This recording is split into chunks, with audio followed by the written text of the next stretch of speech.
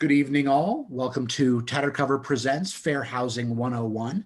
We are pleased to have our guests, Rita Lewis and Renee Robinson here. We will wait just a minute as the attendees populate, and we'll get started here momentarily. Thank you very much.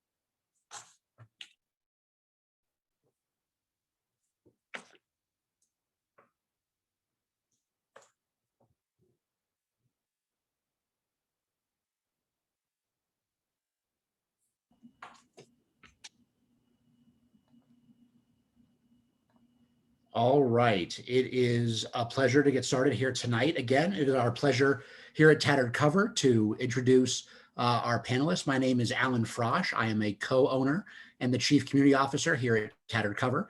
This is part of our new series called Tattered Cover Presents, where we bring in community partners to display and share their organization's mission and help offer some great information for our community.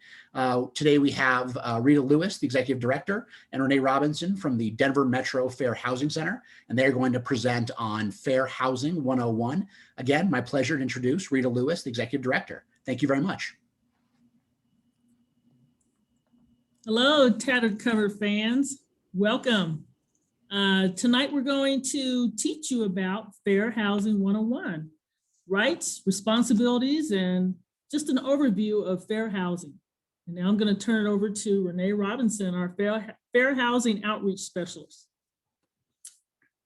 Good evening, everyone. I'm Renee Robinson. I will go over a presentation with you.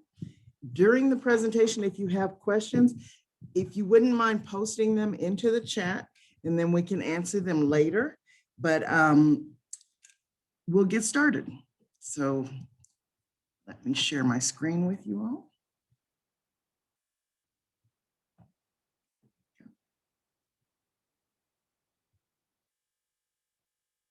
Okay. Alan, can you see my screen, my presentation?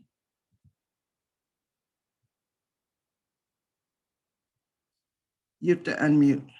I just want to make sure because I accidentally didn't do the right thing. So anyway, we'll get started. So like I said, my name is Renee Robinson. I'm with the Denver Metro Fair Housing Center. And what we do, well, this is our agenda for today. So I've introduced myself and I will talk a little bit about the Denver Metro Fair Housing Center. I'll briefly talk about the Fair Housing Act. I'll explain our service area and complaint process. We'll talk about the protected classes and then types. I will give you examples of discriminatory practices. We're going to talk about reasonable accommodations and modifications. And at the end, we'll have a few resources for you. So at the Denver Metro Fair Housing Center, we're a private nonprofit. And our funding comes from HUD and NAFA, which is the National Fair Housing Alliance. HUD is the U.S. Department of Housing and Urban Development. And we receive grants from them. And it's a FIP grant, which is Fair Housing Initiatives Program. Our mission is, what we want to do is eliminate housing discrimination and promote housing choice for all people. And how we do that is through education, advocacy, and enforcement. All of our services are free of charge if you're within our service area. We also have staff on site that speak English and Spanish. We have access to a language line, and we also have access to sign language interpreters. So if anyone within our service area needed either language translation or sign language interpretation, we would provide that at no charge. In Colorado, there are only 3 agencies that are authorized to give certified fair housing training. So that's us, the Denver Metro Fair Housing Center.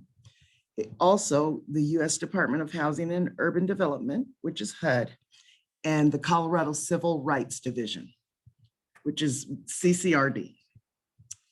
The way we receive our funding and how we're able to provide our services free is through HUD. They require us to ask specific demographic information when we put on presentations, and what they want to know is that we are actually out there trying to reach people that are most likely to face discrimination.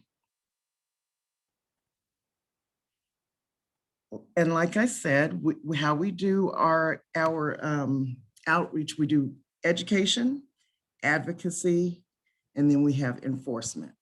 So through education, it would be like this, a training seminar. We do community events. We partner with other agencies. And we like to train everyone. So real estate professionals, other government agencies, housing providers, apartment complexes, and even individuals so that they know what their rights are. For our advocacy, so we try our best to assist everyone that we can within our service area. We do offer guidance to people outside of our service area, and we do provide training, but they may have to pay a very small stipend for the training, but that's the only charge we would have. We also work with other housing and legal and civil rights agencies, and we partner with them because everyone gets to see a different angle. So our side, we get to talk to people. They come in and they will try to explain to us what's happened.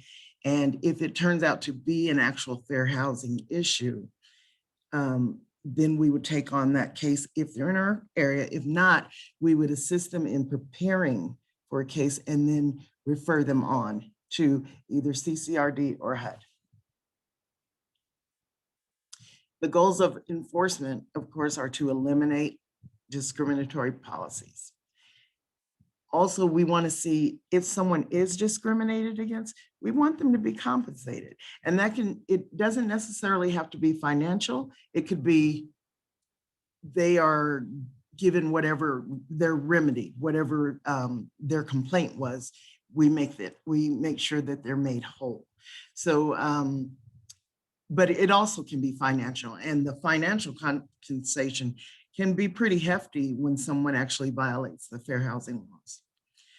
We try our best to get people to understand what they're doing so that they don't have repeat offenses, because that's a big, big problem when you can't get someone to understand their practices are not inclusive.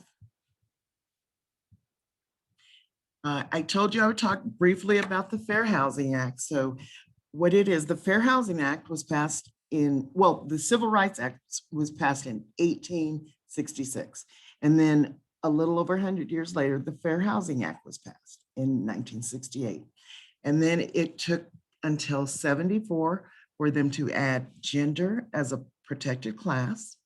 And then in 1988, HUD and NAFA decided it might be a good idea to let states have their own fair housing centers and take some of the pressure off of them, because they would have had to do all 50 states. So now states have the option of having a fair housing center, but not every state does.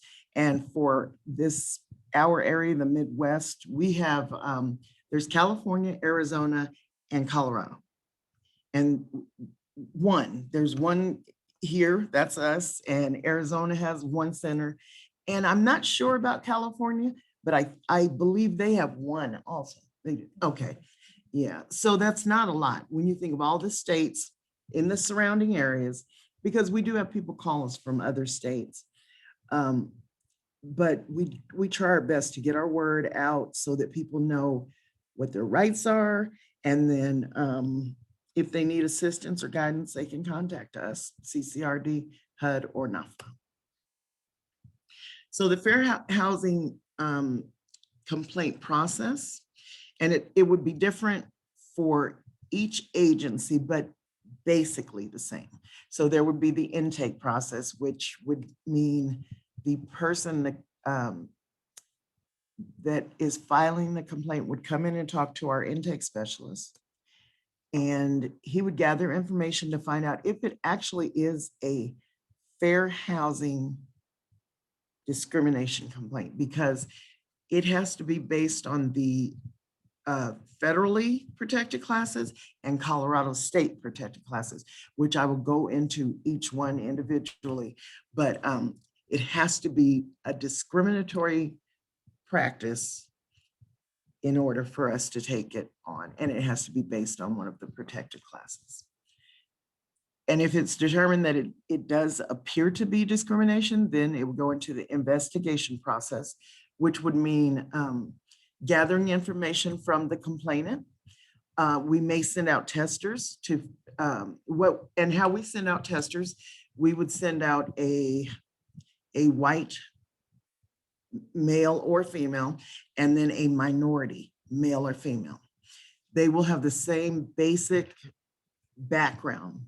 So they will be on their jobs the same amount of time, make approximately the same amount of money. And that way, when both testers go in, they should both be provided the same information or very similar. It won't be exact, but it should be, close to the same. But if we find out that one tester was given like a whole brochure and they wrote down all this information for them, but then the other tester didn't, they just said, well, we'll have something coming up, where they just kind of, brushed them off. That's the type of thing that we need to know about. And that's when we're testing, we find out that things are like that are happening, and we will try to address it at the lowest level possible, which means just communication. If that works, and a lot of times it does. If it works, then that's wonderful. If not, then we would have to proceed into a formal investigation, and it can go all the way to court. So on that, now we will talk about our service area. So for the Denver Metro Fair Housing Center, if you're in Adams, Arapahoe, Broomfield, Denver, Douglas, or Jefferson, Boulder yet? And Boulder now. So I will add Boulder on there. But and Boulder, those are our counties. And so this map shows you the counties and the cities under those counties. There are a few exceptions, like Weld County is not in our, it's not, we don't cover Weld County itself, but we have people in Adams County who live in, it's one of those unincorporated type things. So it's confusing, but what we tell people is just come in or just call and we would look up and see whether we would be able to look up and see. Our intake specialist would be able to tell someone whether they're in our service area. And if they aren't, we can still provide them with some type of guidance, but we just wouldn't be able to take the case. So I mentioned the protected classes. So the federally protected classes are race, color, religion, national origin, sex, familial status, and disability. And I will go into those further. And then for Colorado, so each state has the federal protected classes, but then they're also allowed to have their own protected classes. And we have 6 additional protected classes. Some states don't have any additional. Other states, there's a few states that have more than we do, but we're up there with, some of the states with the most additional protected classes. So we'll talk about the protected classes.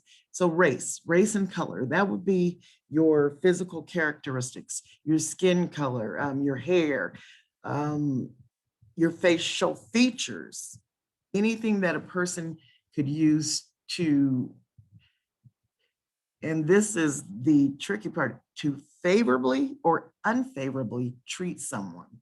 So even if you have,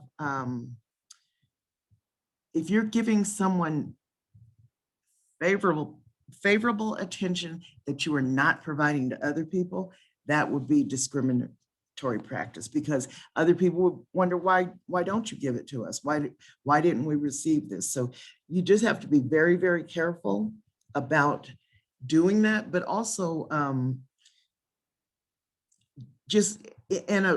tenant needs to be careful about not perceiving everything, because sometimes there's extenuating circumstances, but there shouldn't be anything where it's blatant, where you can tell that if my landlord only likes Black females, but he does not like white females, you would be able to tell, and that's wrong. So that type of thing. For religion, the best way to describe that is when if a person is Jewish, and a realtor or a landlord or whatever, they tell them, well, I'm going to show you some properties, or I have properties over here, but they only show them properties near synagogues.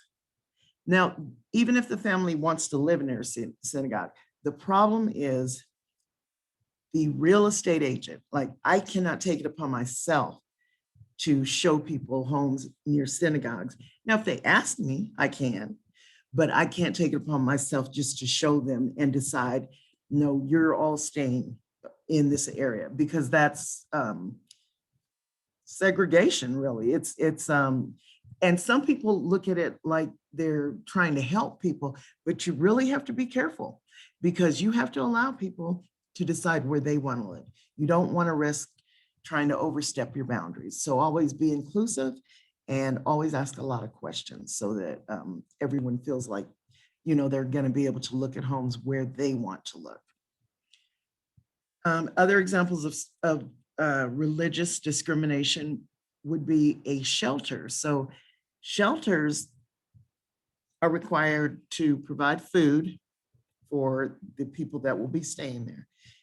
Now, if they have a vegetarian person that comes in, a shelter has to be able to provide that person or that family with a vegetarian meal.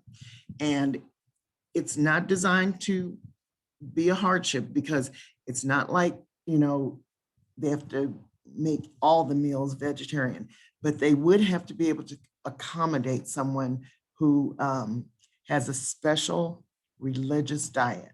So, and people don't think of shelters as being under the housing umbrella, but as far as the Fair Housing Act, they are. And so it's important to remember that you have to be able to assist everyone that comes through within reason. So I'll give you an example later on about something that's not reasonable. National origin. That is a person's birthplace, their ancestry.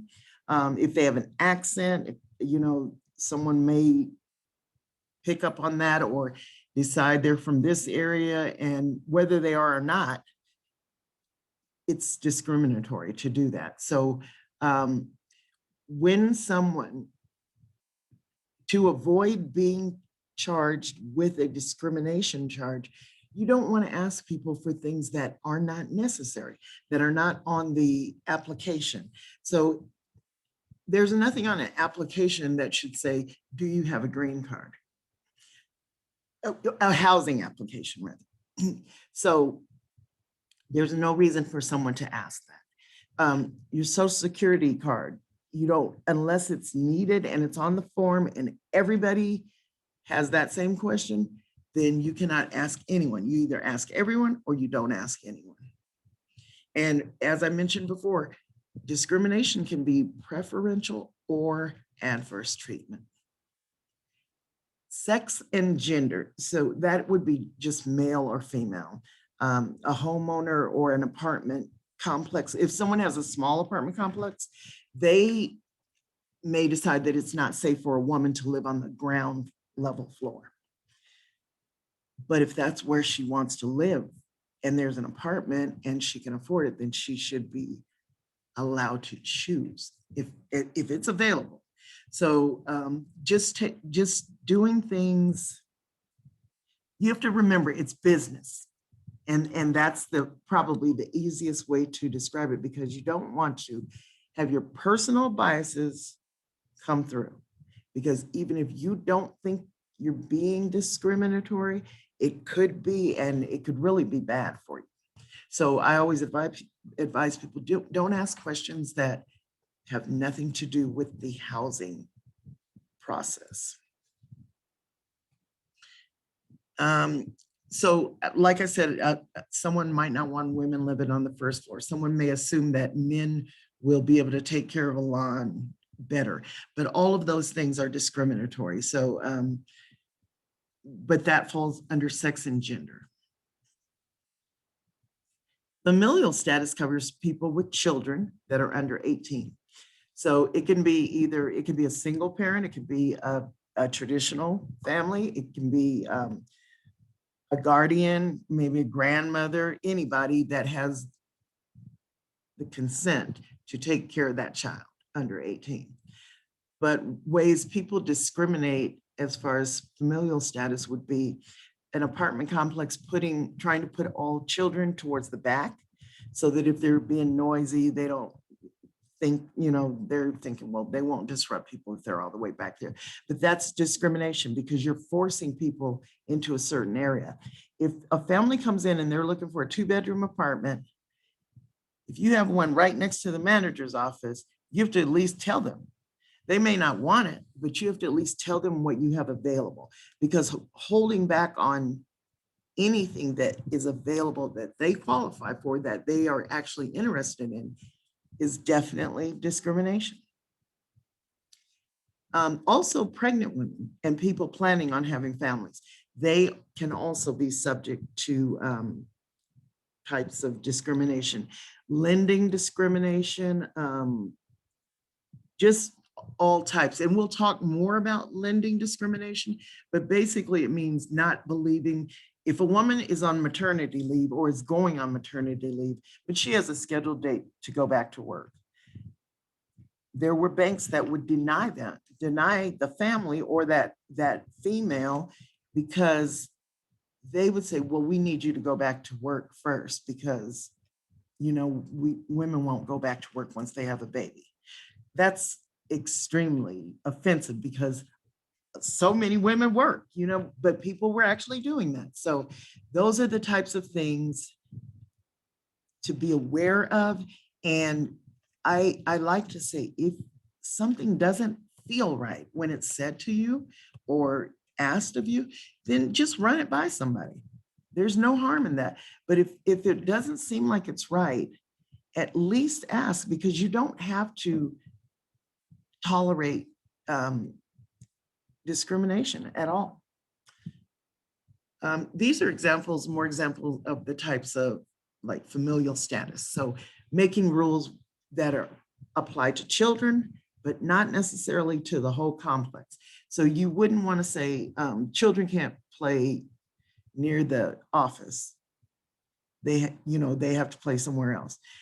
You could say no one can make loud noises or be disruptive near the office or something like that. But you do not want to say just children or anything like that. Any specific, it's for everybody. You cannot do these things. And if you do, so there we go with that. Oops, it freezes every time right here and I don't know why. Okay, there we go. Okay, so who qualifies as a person with a disability? That can be anybody. So if someone has a mental or physical impairment and it substantially limits one or more of their major life activities, then they would be considered a person with a disability. Some people, you may not know what their disability is, but some people are regarded as having some type of disability. And that's acceptable as far as everybody, if a person is already known to have a disability, or if they have a record of a disability that maybe other people can't see. So, and this is where a lot of people get into trouble because people, everybody has their own biases and opinions and thoughts, but there's a lot of things that people need to take into consideration. So one of the things with disabilities, a person with a disability can ask for something like a parking space near the door near their entrance door. And maybe there are no assigned parking spaces, but it isn't inappropriate for that person to ask because they have limited mobility. Or they may have something where it impacts their movement, and everyone may not know it, but the person would basically just need to have a doctor saying,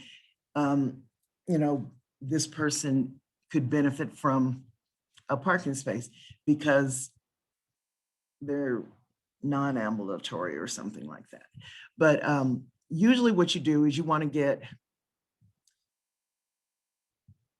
any type of disability or any type of discrimination. Usually we find that a lot of it is personality conflicts. So when people can't even talk to each other, it's hard to resolve anything. And it can be a very simple thing, but if people are clashing, it can blow up into a very, very horrible thing. So that's what we try to do. We try to help people communicate and resolve things at the lowest level. And then if not, we will guide them through the entire process. So like I said, you can request, and this is called a reasonable accommodation. Requesting a parking space, I'm trying to think of what else. Well, a service animal or emotional support animal would be a reasonable accommodation. We also have reasonable modifications, which we will talk about shortly. But I do like to talk about the service animals because people seem to feel if someone has a service animal that they don't think it's a service animal. They think it's a pet, or they don't think there's anything wrong with the person. You don't have to think it, know it, or anything. First of all, if you are not the landlord or the person that the complainant needs to talk to and resolve something, you should not be involved because you are also subject to fair housing, the Fair Housing Act. So you're harassing someone. If you are, there was a person that needed a parking space closer to their door. They said somebody said she wasn't disabled because she had a nice car. That makes no sense, but people do that all the time. So we try to stress, this is not your personal thing. This is a business. So if you're renting to someone or selling or leasing or whatever, behave professionally. And then you won't have to worry about being in violation. But also if you're a tenant, behave respectfully. Because if you need something, they may still have to do it, but it's a lot easier if you try to communicate and work with each other as opposed to getting into a bunch of personality conflicts. Now, with service animals are trained animals. So a service animal can only be a dog or a miniature horse. But an emotional support animal can be anything. So I'm sure everyone saw the peacock in the airport when the girl tried to bring it on. She can have the peacock. Is it reasonable to ask to have her bring a peacock on an airplane? No. So, it's all about being reasonable and asking for things that, you can't bring a rhinoceros. If I have a rhinoceros, I can't expect everybody to just be like, well, that's our service animal. No, it's not reasonable. But if I have a dog, a cat, I'm sorry, I meant to say emotional support animal. If I have a dog or cat, bird, snake, could have a beetle, I guess, if I wanted, if I said that was what it is. But there's no breed restrictions, there's no weight restrictions, nothing. But again, has to be reasonable. And you want to steer clear of asking people about their personal health issues. You would just need the justification. If you're a landlord or a property owner, you just want to get the justification for this person to have a service animal or this person to have an emotional support animal.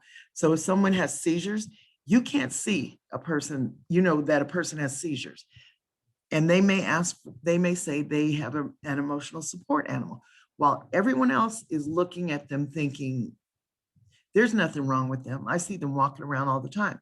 But no, it's not something you can see, and you want to be respectful of people. You don't want people asking about your personal medical history, just like you shouldn't only ask for what is in relation to the need. So if they're asking for a service animal, then how does the service animal fit into their life and serve a purpose? And there's no certification. So a actual service animal has gone through training, but there's no certification. So they may have gotten a graduation certificate, maybe not, but whatever it is, you can't ask for a certification for a service animal or an emotional support animal. And that could be discriminatory, because if they're telling you and they brought you documentation that this is what this animal is for, you don't want to keep going into it, but you just want to be very, very careful, because there's no certification, even though they have them on the internet. Those are not, it's just something people pay for and they just get it. Somebody found, their pet rock. So somebody's out there issuing service animal certificates. They're not valid, but people get them. So Colorado protected classes, we have ancestry, which is your family history, where you're from, your ancestral descent. Creed would be your beliefs or your principles, and not necessarily religious. They could be your political beliefs. But again, these are not things that should ever come up when you're dealing with someone trying to help them find housing. So if you just avoid these, that is the best thing to do. Marital status, whether someone is single, married, just living together or whatever, that is not a reason to approve or deny someone. And that would be considered discriminatory. Sexual orientation, if someone is straight, gay, lesbian, bisexual, transgendered, you cannot discriminate. We've had cases where people, like a male to female transition, was told you can't wear female clothes.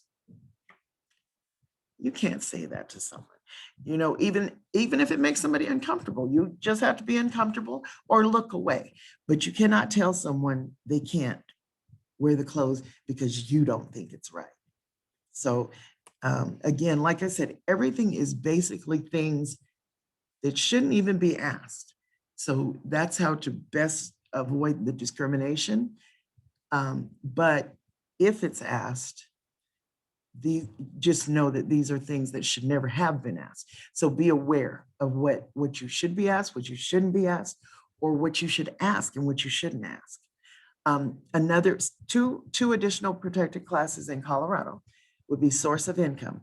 Before, people like apartment complex would like to deny or not accept Section 8 vouchers or different types of payment that people receive. Well, now you have to accept the income as long as it's verifiable and legally obtained. So if it's legally obtained and verifiable, which does not mean it had to be issued in a computer. If someone writes down, I give this person this much a month, every month, that's verifiable. So now people can use their unemployment, they can use Section 8, any benefits they have that they can prove and they choose to use. They don't have to, but if you choose to use it, you could use your child support, whatever. But it's an option for people now, and people cannot turn it down if you choose to use that. Immigration status. You never ask a person whether they're a natural citizen, whether they're here legally, illegally. You do not ask, because that has nothing to do with that application process. And there's people who a lot of people who are immigrants would feel intimidated if someone were to start inquiring about that, especially, but they don't know what to do a lot of times, or they feel like, well, if I say something, it's going to be worse, then I'll never get a place to live. But it's not like that. Once a person, they would come in and talk to us or CCRD or HUD, and if we determine it is a discrimination case, then what would happen is, I lost my train of thought of how I was going to say this, but okay. So if someone came in and it is a discrimination case, once we start the process and the landowner, homeowner, whatever, is made aware that we are in this process now, this person has filed a complaint and we would like to communicate with you and find out blah, blah, blah. You cannot retaliate, because then it snowballs. And a lot of people are afraid of retaliation, because who wants to risk losing their home? But there's a lot of protections in place to help people. So if you know of anyone that feels like they're being discriminated against in any of these protected classes, you can always have them contact us just to run a scenario by us, not a hypothetical. We just want real scenarios, and then we can move from there. So and I'll talk a little bit more about some resources that we have. So discriminatory housing practices.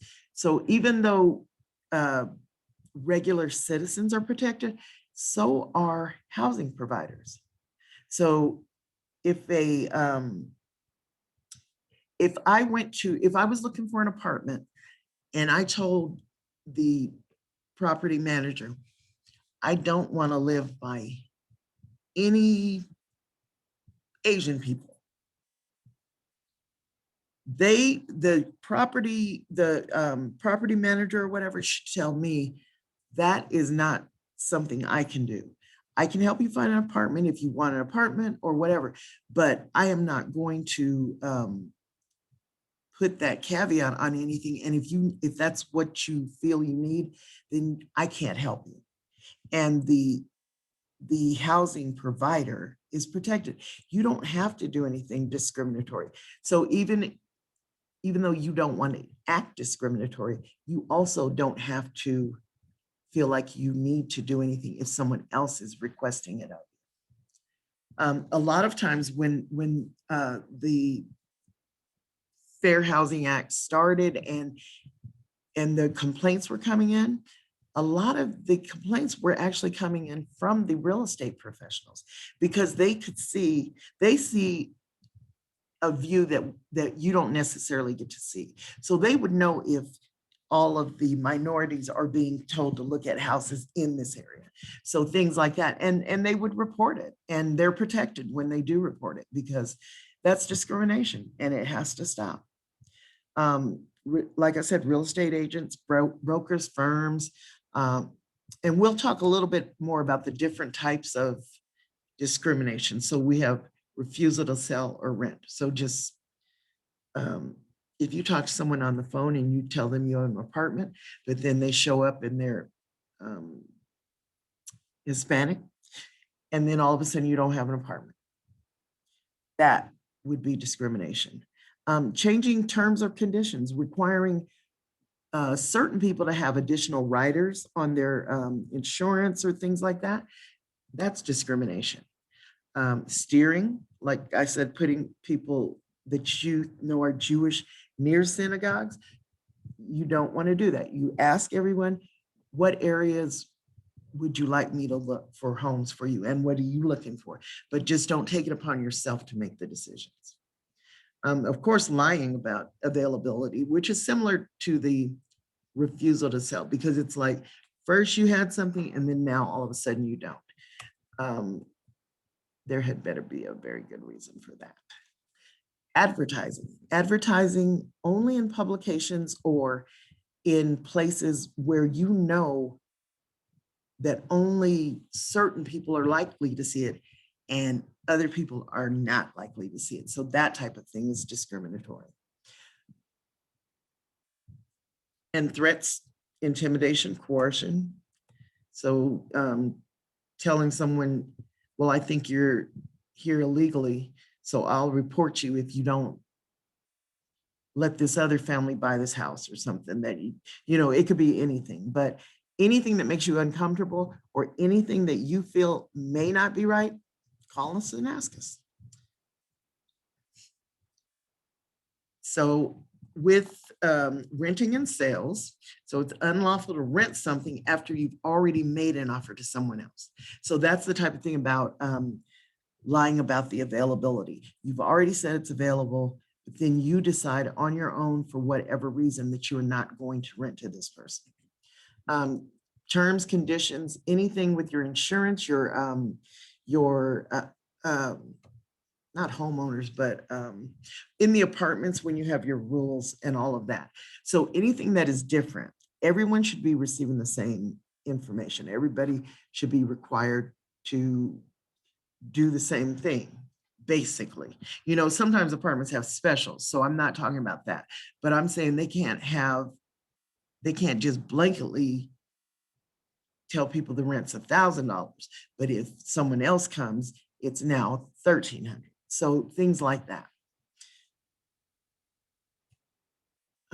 Let's see. So sales and lending.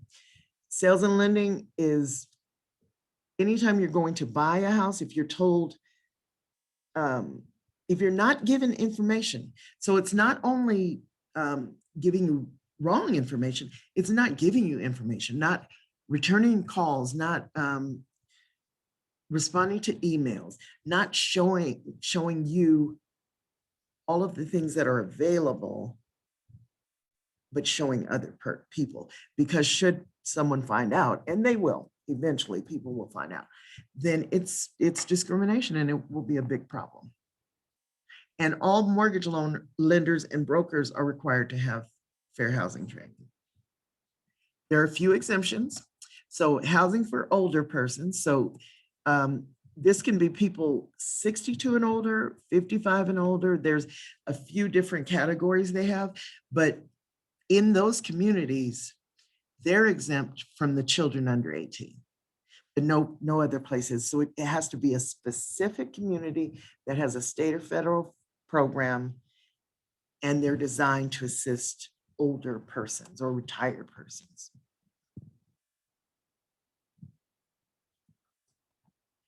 And these are examples of types of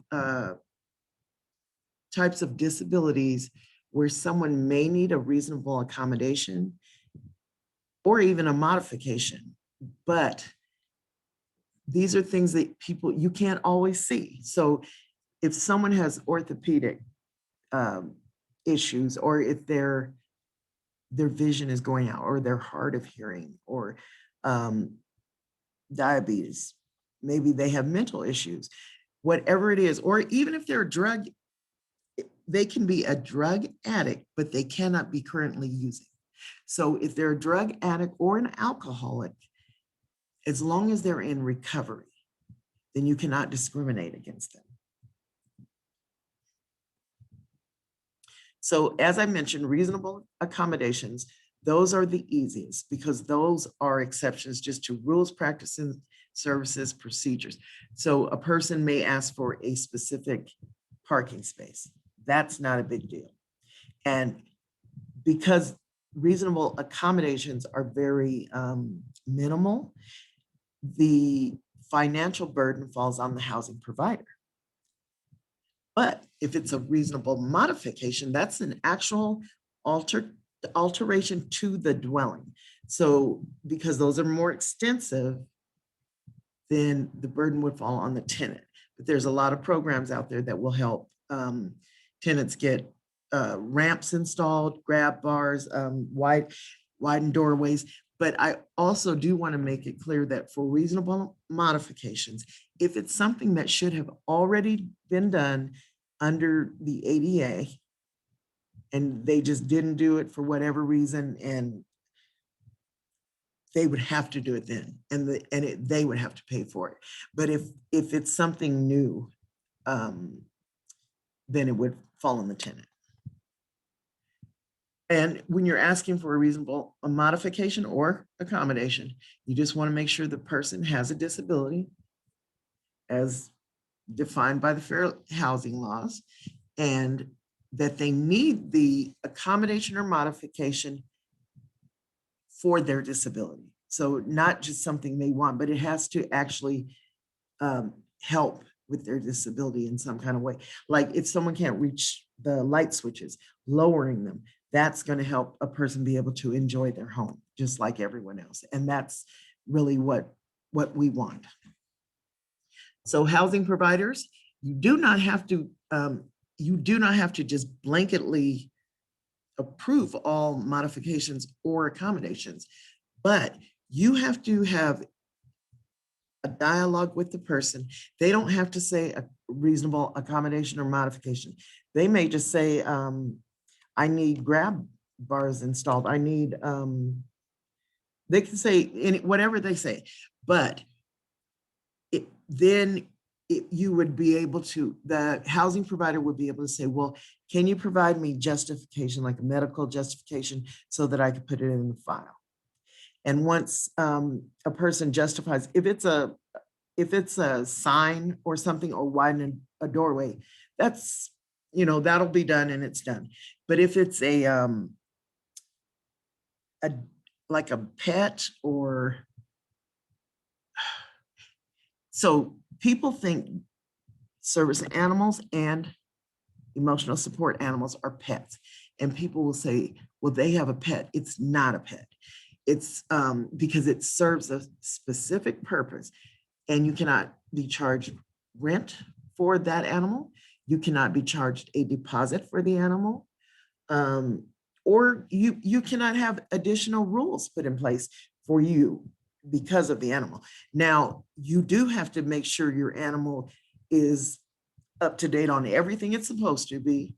You have to make sure your animal behaves. It can't bite people. And then, because if it does, first of all, that's a whole issue. But then they would be justified in saying you can't have a service animal here because you're harming people. Or if you tear up the apartment, when you leave, they're going to take your deposit, and that's what happens. So they can't ask you for things up front, but you're still liable, just like you're liable. If you punch a hole in the wall, you still have to fix it or pay for it. So it's just that type of thing you want to be aware of. And asking for reasonable mods or accommodations it can be a very, very simple thing, but remember, communication is key. And here's another one where I'm saying housing providers need to engage in interactive dialogue, and don't go into it thinking one thing. Just do what you're supposed to do. The tenant should do what they're supposed to do, whatever you request. And there are guidelines. You could contact us to find out what someone could ask for, what they cannot ask for. And a doctor is not going to write anything that violates HIPAA anyway. So they're not going to tell a bunch of the person's medical history, but that person shouldn't be asked either by the housing provider or landlord. Another example of a reasonable accommodation would be providing a sign language interpreter.